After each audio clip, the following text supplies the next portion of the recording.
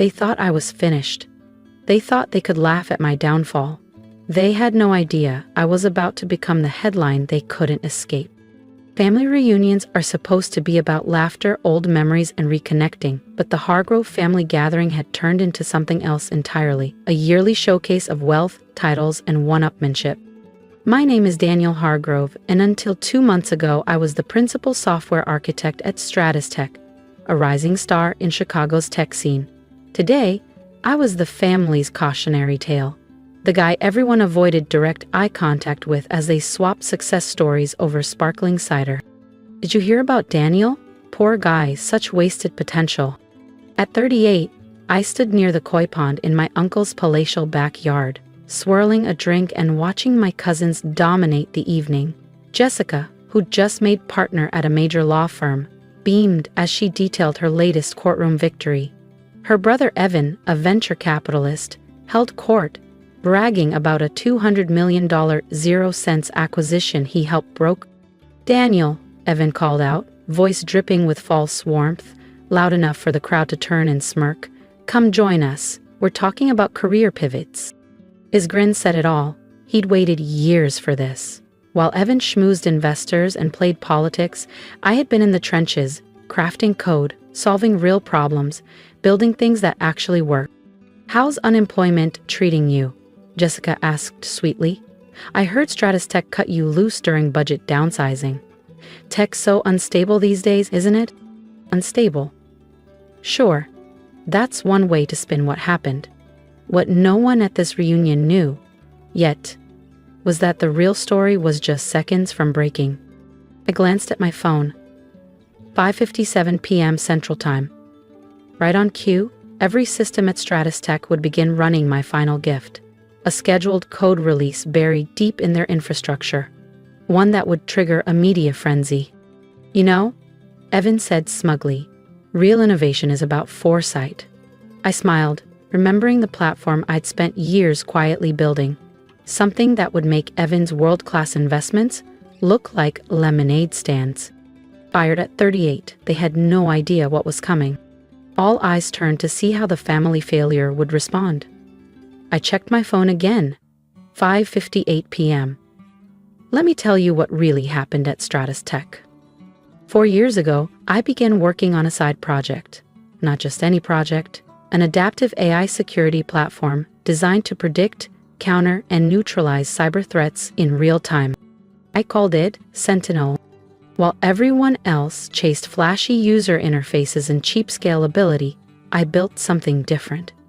Quietly, line by line, firewall by firewall, I created an AI that could learn faster, defend smarter, and grow stronger with every attack. But I wasn't naive. I had seen too many developers lose their life's work to corporate backstabbing. So I embedded a fail-safe, a hidden verification protocol deep inside Sentinel's code that would activate under very specific conditions. 2 months ago, Sterling Cross, Stratus Tech's shiny new CEO, called me into his glass-walled office. "Daniel," he said, barely glancing up from his emails, "we're pivoting. The board wants us to prioritize consumer-focused solutions." "Your security project is canceled." I opened my mouth to explain Sentinel's potential. He waved me off. "We've already sold the code to a private defense group. You're being let go." What Sterling didn't realize was that I had seen this coming from the very first line of code. The next day, headlines exploded. Stratus Tech secures $1,200 million 0-cents defense contract with breakthrough AI technology. I signed their airtight NDA without protest. Let them think they'd won. Because I knew something they didn't. Sentinel wasn't just code. It was a living witness. And tonight, during their automated system update, the verification sequence would activate, exposing the real architect behind it all. "You should have stayed out of coding," Evan was smirking across the lawn. "Left it to the kids." I smiled to myself, right as my phone buzzed with a news alert. Jessica noticed. "Job offer?" she teased. I just chuckled. "Not exactly." "I hear the local diner's hiring dishwashers," Evan snickered. 5:09 p.m. Central Time. Somewhere in downtown Chicago, Inside Stratus Tech's sleek headquarters, Sterling Cross was probably polishing his Monday morning speech, the one where he'd bask in the glory of Sentinel, my life's work. The same Sterling Cross who once told me, "Real visionaries don't waste time coding." The same Sterling Cross who sold my innovation to the highest bidder without blinking. The same Sterling Cross who, in about 60 seconds, was about to learn just how dangerous it is to underestimate the outdated developer. "Actually," I said, raising my voice enough for the gathering crowd to hush, "why don't we all pull out our phones?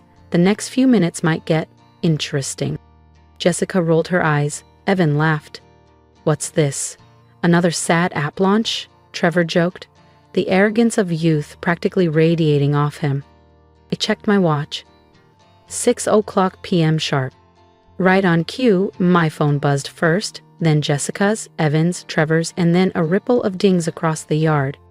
Breaking news banners flashed across every screen. Stratus Tech stock halted amidst code ownership scandal. Evan's grin froze. Jessica's fingers trembled as she swiped through the articles. "What the hell is happening?" Trevor barked. I took a slow sip of my drink.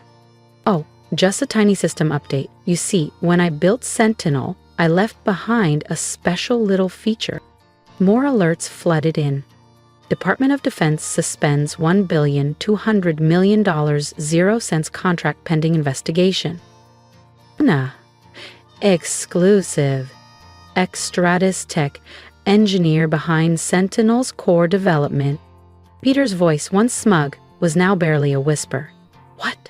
What did you do?" I set my drink down and pulled out the same battered laptop where I had birthed Sentinel. "Want to see?" I offered. "Since you're all such experts in innovation." They crowded around, silent now. I logged into a secure feed showing Sentinel's verification protocol in action. Lines of code scrolled past. Dates, signatures, embedded markers. All tracing the entire architecture back to me. 5 years, 2 months, and 19 days, every keystroke accounted for. Every stolen dream, finally reclaimed. I continued, my voice even. That's how long I spent building Sentinel. 5 years. Every night, every weekend, while Sterling Cross and his visionaries were busy posing at galas and tech conferences, taking credit for work they barely understood. Across the lawn, Aunt Meredith, Evan and Jessica's mother, gasped as her phone buzzed again. Stratus Tech faces federal investigation over code ownership scandal. "But they fired you," Trevor blurted out, his earlier bravado slipping. "They owned your work, right?" I smiled, pulling up another window on my laptop. Actually, they didn't. You see, Sentinel wasn't a Stratus Tech project. I developed it independently, outside company hours, using my own equipment, my own funding. I only tested it on their servers after receiving explicit written authorization. I clicked, and up came an email chain. Sterling Cross's dismissive approval, digitally timestamped and signed. The document that preserved my ownership rights. When Cross sold my platform to the defense sector, he triggered the failsafe, I explained. But I designed it to wait, to record every illegal claim, every tampering attempt, until the moment exposure would hurt them the most. Evan leaned forward, eyes widening as the true scope hit him. The billion-dollar contract, it's based on stolen tech, I finished. A Cross sold something he didn't invent, didn't understand, and now the world knows. My phone rang, flashing a familiar name. Sterling Cross. I declined the call without a second thought. But that's not even the best part, I said, tapping again. A folder opened, 17 patent certificates, officially filed under my name, covering every critical piece of Sentinel's architecture. Jessica's lawyer instincts kicked in. You mean Stratus Tech doesn't own anything? I nodded. Every algorithm, every security protocol, every innovation they sold, it's all mine. And thanks to Sterling's public lies, proving theft will be remarkably straightforward. Trevor stared at his screen in disbelief. Their stock's gonna implode when markets open. Probably, I said, sipping my drink. Fraud tends to be bad for business. More phones buzzed. Lawyers, reporters, investors.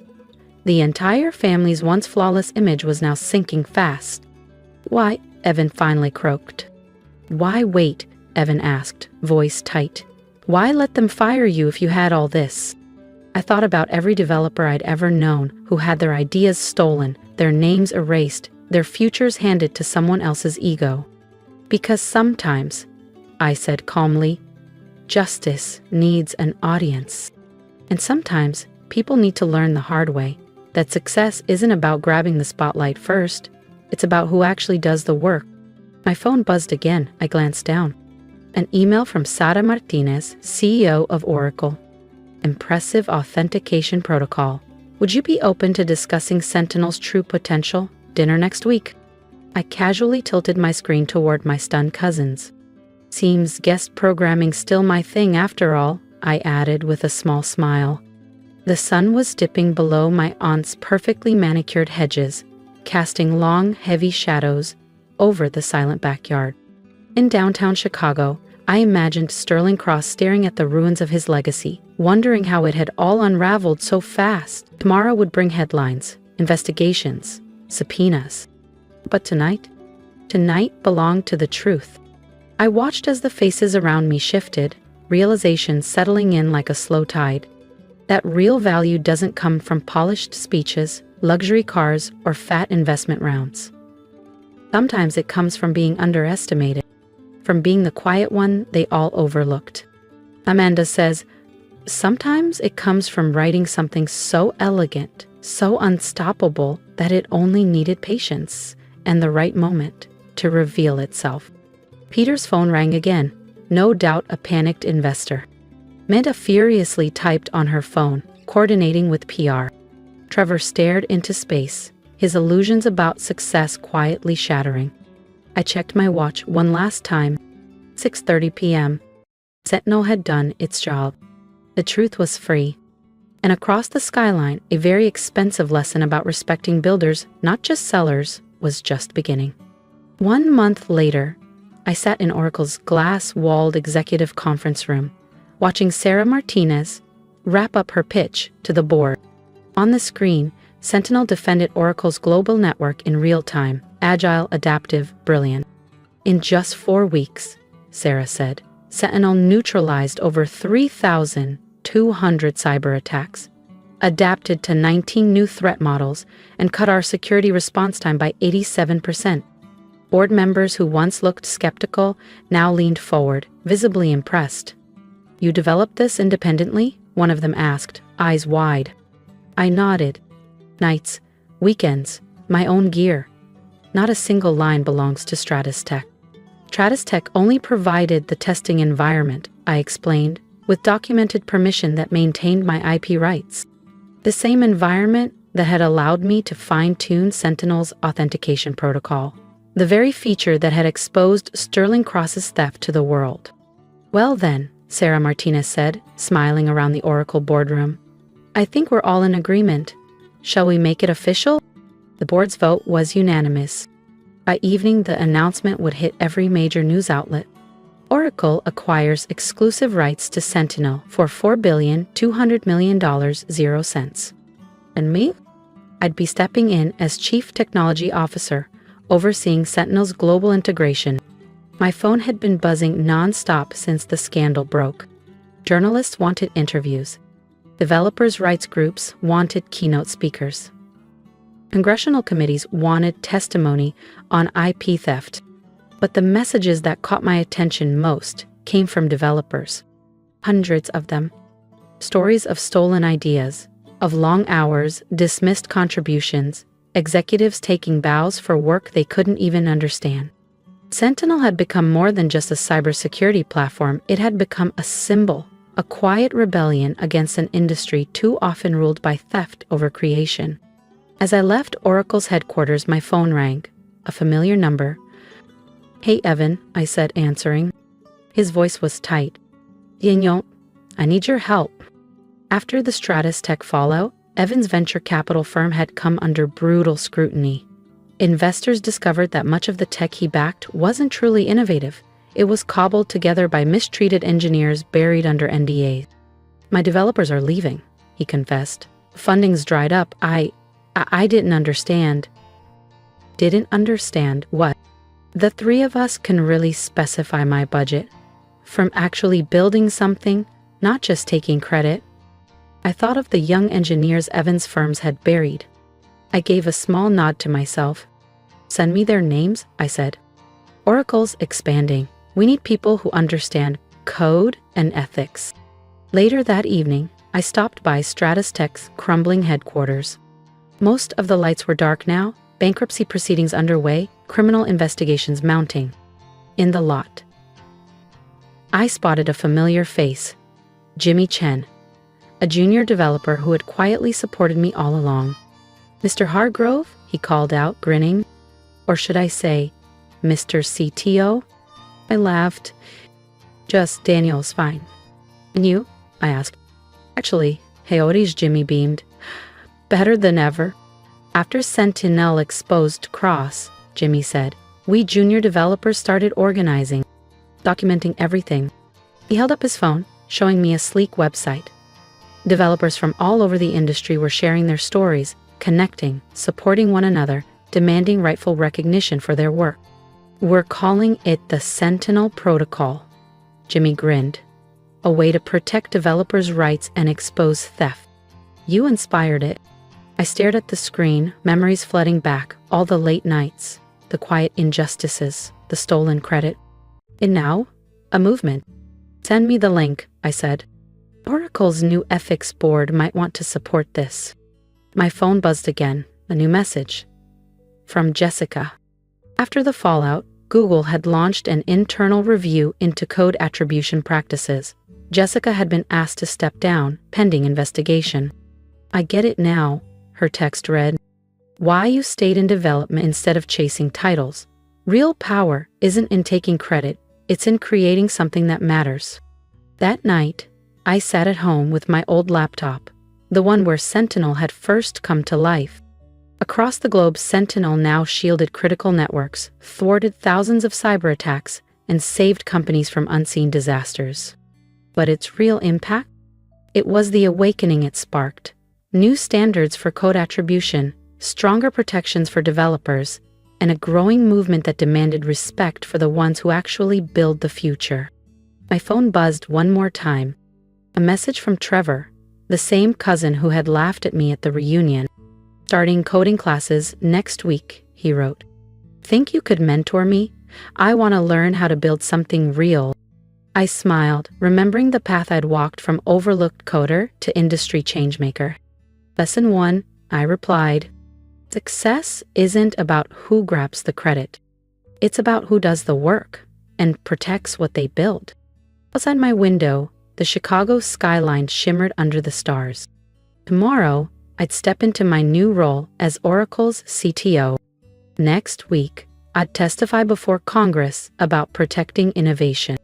And tonight, I opened a new project file. A fresh idea, a new journal. Another chance to prove that real power in tech doesn't come from titles or takeovers. It comes from those who dare to build something that lasts. Because every line of code tells a story. Mine just rewrote the rules. If you've stayed with me through this story, this isn't just about me, it's about every creator, every builder who was overlooked, underestimated, or pushed aside. If my journey spoke to you, I'd love to hear your story. Have you ever had your work stolen? Been told you weren't good enough only to prove them wrong? Share it in the comments below. Let's create a space where real builders can be seen, heard, and respected. And if I can leave you with one piece of advice, it's this. Protect what you build. Respect your work. Success isn't about grabbing the spotlight. It's about creating something that matters. Stay patient, stay strategic, stay true to what you know you're capable of. The world might not recognize your worth at first, but real value always reveals itself in time. We are the makers, the ones who turn ideas into reality. Never let anyone steal that from you. If you believe in building a future where creators are valued, don't forget to like, comment, and subscribe to the channel. Your voice matters here. Let's build something better together.